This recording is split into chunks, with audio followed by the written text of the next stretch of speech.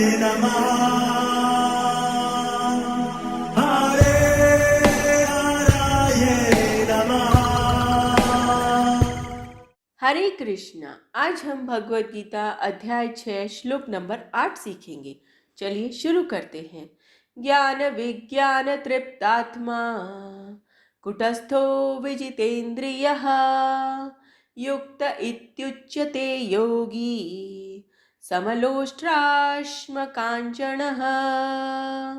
अब हम इसे धीरे धीरे बोलकर समझते हैं। ज्ञान विज्ञान तृप्तात्मा कुटस्थो विजितेन्द्रियः युक्त इत्युच्यते योगी सम लोष्ट्राश्म कांचनः। अब हम इसे फिर से गाते हैं। ज्ञान विज्ञान तृप्तात्मा कुटस्थो विजितेन्द्रियः युक्त इत्युच्यते योगी समलोष्ट्राश्म कांचनः। अब हम समझते हैं भगवान श्री कृष्ण इस श्लोक में हमें क्या बता रहे हैं। वह व्यक्ति आत्म साक्षात्कार को प्राप्त तथा योगी कहलाता है जो अपने अर्जित ज्ञान तथा अनुभूति से पूर्णतया संतुष्ट रहता है। ऐसा व्यक्ति अध्यात्म को प्राप्त तथा जितेंद्रिय कहलाता है। वह सभी वस्तुओं को, चाहे वह कंकड़ हो, पत्थर हो या कि सोना, एक समान देखता है। हरे कृष्णा। चलिए प्रभु जी से इस श्लोक के बारे में और अच्छे से समझते हैं। हरे कृष्णा जी। तो ये दूसरा श्लोक है जहाँ पर भगवान श्री कृष्ण योगारूढ़ व्यक्ति, ऐसा व्यक्ति जो योग में सिद्ध हो चुका है, उसके लक्षण बता रहे हैं। और इसके बाद में एक और श्लोक है, उसमें भी उसके लक्षण बताए जाएंगे। तो यहाँ पर कई बार लोगों के मन में ऐसा विचार आता है कि भगवत गीता को आज के जीवन में उतारना बहुत कठिन है, और ख़ासकर अगर ऐसा श्लोक अगर उनके सामने आ जाए तो उनको तो यही लगेगा कि ये तो असंभव है। भगवान ऐसी कौन सी बात बोल रहे हैं जो असंभव सी लग रही है। यहाँ पर भगवान ने बोला सम लोष्ट्राश्म कांचनः। भगवान बोल रहे हैं कि ऐसा योगी क्या करता है, समान दृष्टि रखता है। किस किस में, चाहे वो पत्थर हो चाहे वो सोना हो। यह ऐसी बात से कई बार लगता होगा कि ये तो असंभव है, क्योंकि पैसा है और एक कागज है, दोनों में बहुत बड़ा अंतर है। पैसों से हम लोग बहुत सारे सुख सुविधा की वस्तुएं खरीद सकते हैं, और कंकर पत्थर से हमारा क्या काम। पर यहाँ पर योगी की मनः स्थिति के बारे में बताते हुए भगवान बोलते हैं कि ऐसा योगी चाहे कागज के टुकड़े हो चाहे पैसों हो, सब में एक समान भाव रखता है। और मैं बार बार इस बात को समझाता हूँ, सम दृष्टि और सम व्यवहार दोनों में बहुत बड़ा अंतर है। समदृष्टि का मतलब कि ये सब मेरे लिए एक समान है, पर व्यवहार में हम अलग अलग तरह से कर सकते हैं। जैसे बहुत सारे सन्यासी होते हैं, वो ये कहते हैं जी ये जो पैसा है, ये सोना है, ये सब माया है, इसको हाथ नहीं लगाऊंगा, पर पैसा तो मेरे को चाहिए तो मेरे सेक्रेटरी को दे दो। पर जब प्रभुपाद जी के पास जाते हैं और प्रभुपाद जी को कोई बोलते थे जी आपको पैसा चाहिए, तो प्रभुपाद जी बोलते हाँ जी बिल्कुल चाहिए। कई लोग हैरान हो जाते थे, अरे ये कैसे सन्यासी है जो पैसों को हाथ लगा देते हैं। तो प्रभुपाद जी समझाते हैं कि सारी वस्तुएं भगवान की सेवा के लिए है। जब उनको भगवान की सेवा में लगाते हैं वो सब पवित्र बन जाती है, और जब वो वस्तुएं हम अपने सुख भोग में लगाते हैं तो वो हमारा बंधन का कारण बन जाते हैं। तो जब यहाँ पर सम लौष्ट्राश्म कांचन बोला है, इसका मतलब यह है कि हर वस्तु को भगवान की सेवा समझ के उसका उपयोग करना, हमारे खुद के सुख भोग के लिए नहीं, वरन सब कुछ भगवान की सेवा के लिए है, ऐसा समझ के हमारी दृष्टि में चाहे वो पत्थर है तो भगवान के काम आएगा, कंकर है तो भगवान के काम आएगा, अगर स्वर्ण है तो भी भगवान के काम आएगा। तो योगी का यह भाव है। पर फिर भी कई लोग बोलेंगे जी जब पैसा आता है, धन दौलत की बरसात होती है तो बड़ा अच्छा लगता है, और पत्थर किसी को दे दिया जाए तो पूरा गालियां काटता रहेगा कि मेरे पिताजी ने मेरे को पत्थर छोड़ के गए हैं सारे। पर योगी की अवस्था को बताते हुए भगवान बोलते हैं इसका ये कैसे संभव है, तो इसके शुरू की लाइन में चलते हैं। वहां पर भगवान ने बहुत अद्भुत बात बोली, ज्ञान विज्ञान तृप्त आत्मा। जब कोई योगी ज्ञान और विज्ञान से तृप्त हो जाता है तब उसके पास ऐसे लक्षण देखने को मिलता है। तो अभी तो हमारे लिए सोना बहुत बड़ी वस्तु है, पर जब हम ज्ञान और विज्ञान से तृप्त हो जाते हैं तब वह सोना हमारे को एक भगवान की सेवा के अतिरिक्त और कुछ नजर नहीं आता। तो यहाँ पर दो बातें बताई गई, ज्ञान और विज्ञान। ज्ञान का मतलब जो हमें सत्संग से प्राप्त होता है, गुरु साधु और शास्त्र से प्राप्त होता है, और उसके बाद में उसके कहे अनुसार करने से जो अनुभव होता है उसको बोलते हैं विज्ञान। तो दोनों का बहुत योगदान है, ज्ञान का भी और विज्ञान का भी। पहले हमें अच्छे से सावधानी से समझना चाहिए भगवान के भक्तों से, और उसके बाद में अपने जीवन में परिवर्तन लेके आना है। और जब इस तरह से परिवर्तन लेके आएंगे तब हम बनेंगे तृप्त आत्मा। तृप्त आत्मा का मतलब है पूर्णतया संतुष्ट। अब जो व्यक्ति गले तक भरा हुआ है, पेट पूरा भरा हुआ है स्वादिष्ट भोजन से, और उसके सामने गुलाब जामुन आएगा तो उसको लगेगा जी अभी आवश्यकता नहीं है क्योंकि मैं पूर्ण रूप से संतुष्ट हूँ। ऐसे ही धन की लालसा क्यों आती है, क्योंकि अभी मन के अंदर असंतुष्टि है। पर जैसे ही हमारा हृदय भगवान की भक्ति से संतुष्ट होने लगता है तो हमें ऐसी सारी लालसा शांत होने लगती है। फिर सारा धन सारी संपत्ति को वो एक समान देखने लगता है। और एक समान कैसे देखते हैं? बिल्कुल वैसे कि जैसे किसी के पास बहुत बड़ा खजाना है और उसको कोई 100 रुपया दे दे तो उसको कुछ ऐसे मन में कोई व्याकुलता या विचलित भाव नहीं आता, अरे मेरे को 100 रुपया मिल गया। नहीं, वो ऐसा नहीं सोचता। क्यों? क्योंकि उसके पास पहले से ही इतना खजाना है। और अगर 100 रुपया कहीं गिर जाए तो कोई दुखी नहीं होता। क्यों? क्योंकि उसके पास बहुत बड़ा खजाना है। पर अगर कोई व्यक्ति जिसके पास 100 रुपये ही है और अगर वो 100 रुपये ही गुम जाए तो बड़ा दुख होगा, क्योंकि अब उसके पास और कोई सहारा नहीं है। और जिसके पास अगर कुछ भी नहीं हो और कहीं से 100 रुपया मिल जाए तो लगता अरे इतना सारा 100 रुपया।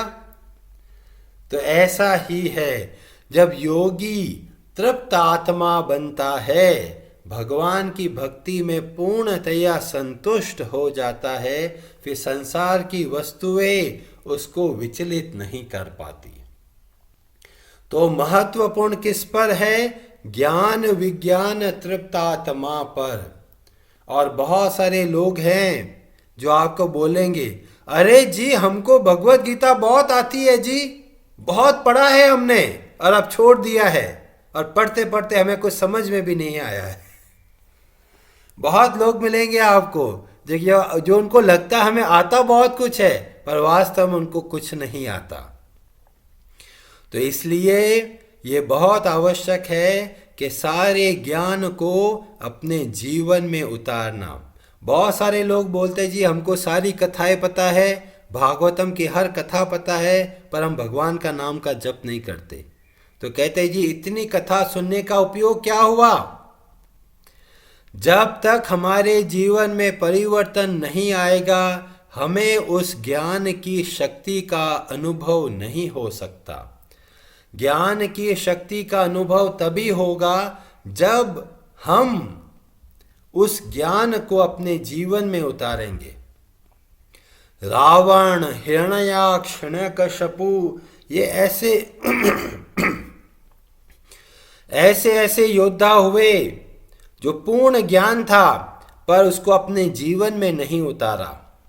भगवत गीता का ज्ञान तो हर कोई बोलता है, पर कितने लोग हैं जो भगवत गीता के अनुसार जीवन जीने का प्रयत्न करते हैं। जब भगवान बोलते हैं मद चित्ता मदगत प्राणा बोधयन्तः परस्परम, जब तक हम भगवान की सीधी भक्ति नहीं करेंगे तब तक हम तुष्ट मतलब संतुष्ट नहीं हो सकते। अब कई लोग बोलेंगे कि जी ये भगवान का नाम इतना अद्भुत है, पर हम तो अपने जीभ से बोलते हैं, तो क्या वास्तव में उतना प्रभाव करेगा? तो प्रभुपाद जी बहुत सुंदर एक श्लोक के माध्यम से बताते हैं, जो कि भक्ति रसामृत सिंधु में वर्णन आता है। उसमें बताया गया, अतः श्री कृष्ण नामादि न भवेत ग्राह्यम इंद्रियैः। ये भगवान श्री हरि का जो नाम है वह बहुत ही उच्च है, बहुत ही दिव्य है।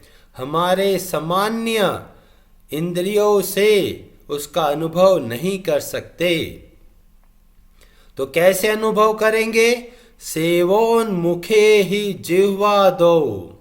जब कोई व्यक्ति भगवान की सेवा में लगता है, और सर्वप्रथम कैसे सेवा करता है? जिह्वा के द्वारा। जिह्वा के द्वारा क्या सेवा करते हैं? दो प्रमुख सेवा कर सकते हैं आप जीभ के द्वारा। पहली सेवा, आप भगवान श्री कृष्ण के नाम का जप कर सकते हैं। और दूसरी सेवा क्या है? भगवान को जो अर्पित किया हुआ भोजन उसको ही ग्रहण करें। ये दो तरीके से हम भगवान की सेवा आरंभ कर सकते हैं। और जब इस तरह से भगवान की सेवा आरंभ करते हैं तो क्या होता है? स्वयं एव स्फुरत यद, समय के साथ में वो स्वयं प्रकट होने लगती है। क्या प्रकट होने लगते हैं? श्री कृष्ण नामादि, जो भगवान की जो दिव्य नाम है, रूप है, लीला है, गुण है, वो सब के सब का अनुभव होने लगता है। बहुत सारे लोग केवल अगर ये सोचते हैं कि जी भोजन ऐसे बनता है, ऐसे करना है और ऐसे स्वाद आता है, और अगर नहीं खाएंगे तो स्वाद का पता नहीं चलेगा। इसलिए हमको जो बताया जाता है भगवत गीता के ज्ञान के द्वारा, उसको अपने जीवन में उतारना है। हर रोज थोड़ा थोड़ा प्रयत्न करना है।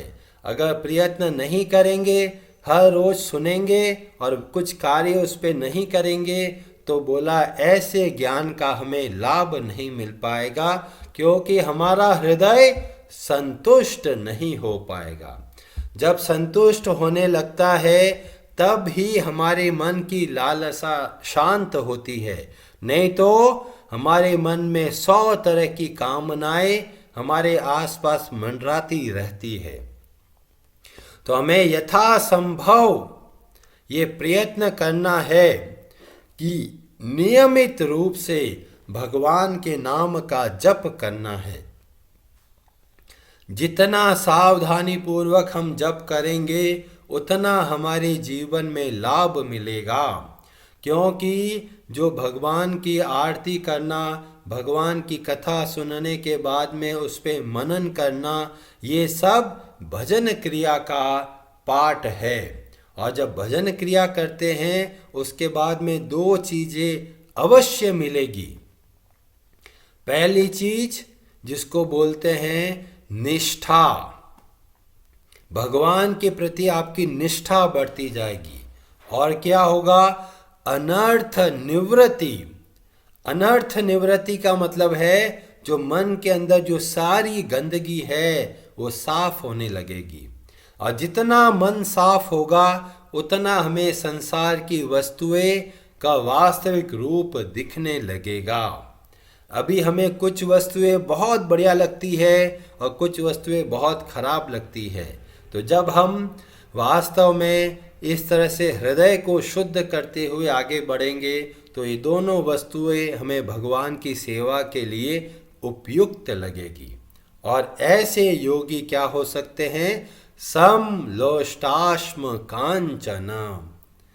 उससे पहले तो हम लोग सोचते थे जी भगवत गीता तो हमारे लिए है ही नहीं, भगवान तो ऐसी ऐसी बात बोलते हैं हमें समझ में कुछ आता नहीं है।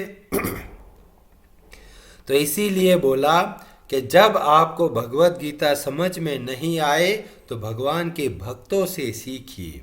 जब भगवान के भक्तों से सीखेंगे तो भगवत गीता इतनी सरल लगेगी कि अरे ये तो बहुत आराम से हो रहा है। जब भी भगवत गीता पढ़ें और समझ में नहीं आ रहा हो तब इस बात का ध्यान रखें कि भगवान हमारी माँ की तरह है। माँ को पता है बच्चे की काबिलियत कितनी है और उसके अनुसार ही माँ कुछ उपदेश देती है कि बेटा ये तुझसे नहीं होगा पर ये तू कर सकता है। ऐसे ही भगवत गीता में भगवान श्री कृष्ण अगर कुछ बोलते हैं, कुछ बता रहे हैं, कुछ उपदेश दे रहे हैं, इसका मतलब हर कोई इसको कर सकता है। बस हमको क्या चाहिए? हमें केवल एक योग्यता चाहिए कि हमें भगवान के भक्तों के संग में रहना है। भगवान के भक्तों के संग में जब रहते हैं तब सारा ये ज्ञान और विज्ञान दोनों हम लोग उसको अच्छे से प्राप्त कर पाते हैं। और जब इस तरह से हम अच्छे से कर पाते हैं तब हमें लगता है कि भगवत गीता कठिन नहीं है, बहुत ही आरामदायक है। और ऐसा सोना और पत्थर ऐसे इस तरह का जगह जगह पे वर्णन आएगा, सुख और दुख, लाभ हानि, जय पराजय, मान अपमान। भगवान बार बार इस बात को बोलते हैं कि हमको इन पर समदृष्टि रखनी है। और हर वस्तु को जब भगवान से जोड़ते हैं तब ही वास्तविक योगी बनते हैं। उससे पहले योगी का शब्द का मतलब ही जैसे बताया था कि भगवान से जोड़ कर देखना। और जब भगवान से जोड़ के देखते हैं तो हमें ये संसार के जो प्रलोभन है हमको भ्रमित नहीं कर पाते। और जब हम कथाओं के बारे में देखते हैं तो ऐसे बड़े बड़े योद्धा, बड़े बड़े योगी हुए हैं जो इस श्लोक के आराम से पालन करने में सक्षम हुए हैं। 500 साल पहले जब श्री चैतन्य महाप्रभु यहाँ नवदीप मायापुर धाम में प्रकट हुए तो उसके समय में जो 6 गोस्वामी वृंदावन के बहुत फेमस हुए, उसमें जो रूप गोस्वामी और सनातन गोस्वामी जी हुए। जो भक्ति रसामृत सिंधु का जो श्लोक मैंने बताया ये उनकी ही रचना है। और ये कोई सामान्य व्यक्ति नहीं थे, ये उस वक्त जो प्रशासन, जो भी शासक थे, हुसैन शाह, उनके राज्य में ये मिनिस्टर थे। जैसे एक हो गया फाइनेंस मिनिस्टर, एक हो गया होम मिनिस्टर। उस वक्त भी वो इतना धनी लोग थे, ये रूपा गोस्वामी और सनातन गोस्वामी। इतना धन, इतनी संपत्ति, इतना ऐश्वर्य। आज के ज़माने में कोई फाइनेंस मिनिस्टर है तो कितना उसकी रेपुटेशन है, और ये उस वक्त बहुत सोना, वहाँ उनकी जो तनख्वाह होती थी वैसा था। इतना सारा धन होते हुए भी उन्होंने इन सब का त्याग करके सीधे वृंदावन गए, और चैतन्य महाप्रभु के कहे अनुसार उनको जो बताया गया, जिसमें सर्वप्रथम बताया गया कि भगवान के विग्रह को ढूंढिए, तो ऐसा कार्य उन्होंने स्वीकार किया। और वो क्या करते थे? वृंदावन में भिक्षा मांगते थे। अब एक क्षण के लिए विचार कीजिए, इतना धनी संपन्न ऐश्वर्यपूर्ण व्यक्ति और सब कुछ त्याग करके, धन सब सुविधाएं छोड़कर वृंदावन में आकर भीख मांगे, तो ये हर कोई नहीं कर सकता। जो भिखारी होते हैं वो मुख्यतः शुरू से ही भूखे होते हैं, मतलब उनके पास किसी तरह का धन नहीं होता। पर जब हम ऐसे व्यक्तियों का चरित्र देखते हैं कि सब सुविधा होते हुए भी उनका त्याग कर कर और भगवान श्री कृष्ण की नगरी वृंदावन में आकर थोड़ा सा भिक्षा मांगकर बाकी पूरा समय भगवान की सेवा में लगा रहे, तो ये कौन व्यक्ति हैं? ज्ञान विज्ञान तृप्त आत्मा है। इसीलिए इनको संसार का प्रलोभन भ्रमित नहीं करता। और ऐसे शुद्ध भक्त की कृपा से ही भगवान श्री गोविंद देव जी प्रकट हुए, जो कि आजकल जयपुर में विराजमान है। ठाकुर श्री गोविंद देव जी का मंदिर, जो लोग जयपुर से हैं या जयपुर के आसपास है, जो लोग कभी जयपुर गए हैं गोविंद देव जी के दर्शन, तो ये गोविंद देव जी जो प्रकट हुए, ये इन श्री रूप गोस्वामी जी की कृपा से हुआ। तो ऐसे जो भक्त है, जो ज्ञान विज्ञान से पूर्ण है, वैसे ही भक्ति में बहुत आगे बढ़ते हैं, और उनके चरित्र से हमें भी बहुत प्रेरणा मिलती है। तो आप निश्चिंत रहिए, भगवत गीता का कोई भी श्लोक ऐसा नहीं है जिसको आप अपने जीवन में नहीं उतार पाए। हर श्लोक ऐसा है जो आप उसको अपने जीवन में उतार सकते हैं। हरे कृष्णा जी, आप सबका बहुत बहुत धन्यवाद। हरे हराये नमः।